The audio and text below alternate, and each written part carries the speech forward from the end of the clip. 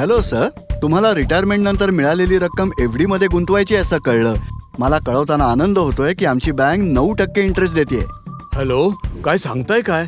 मला 9% व्याजदर मिळेल, कारण इतर कोणतीही बँक 7.1% जास्त व्याज देत नाहीये. होय सर, ही एक स्पेशल स्कीम आहे जी मर्यादित काळासाठीच आहे. ठीक आहे, मी बँकेत येतो आणि तिथेच फिक्स्ड डिपॉझिट खातं उघडतो.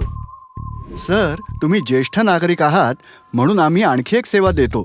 आमची बँक तुमच्या घरी एक प्रतिनिधी पाठवेल. नाही, मी पैसे कोणत्याही अनोळखी माणसाच्या हातात देणार नाही. सर, पैसे हातात द्यायची काहीच गरज नाहीये. तुम्ही फक्त क्रॉस चेक द्यायचा आहे. मी खात्रीने सांगतो की पैसे रोख काढले जाणार नाहीत आणि रक्कम फक्त फिक्स्ड डिपॉझिट खात्यामध्ये जमा केली जाईल. आम्हाला इथे 2 ठिकाणी तुमची सही हवी आहे. बाकीचा सगळा तपशील मी भरेन. मी राजूच्या वतीने इथे आलोय. राजूच्या नावे फिक्स्ड डिपॉझिट तयार करण्यासाठी मला चेक जमा करायचा आहे. हा घ्या चेक. सर, ही तुमची फिक्स्ड डिपॉझिटची रिसीट. हा, ओव्हरड्राफ्ट.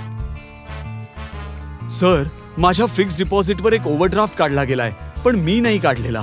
प्लीज जरा चेक करता का?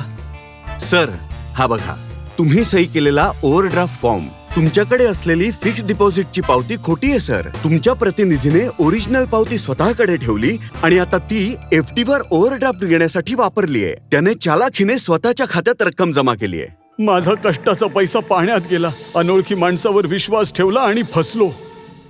सतर्क रहा. फिक्स्ड डिपॉझिट ओव्हरड्राफ्ट फसवणुकीपासून दूर रहा. काय करावे? सही करण्याआधी सर्व कागदपत्रे नीट पहा. बँकेच्या शाखेत जा किंवा माहीत असलेल्या व्यक्तीसोबत इंटरनेट बँकिंगने व्यवहार करा. काय करू नये? अनोळखी व्यक्तीला महत्त्वाची कागदपत्रे किंवा चेक्स देऊ नका.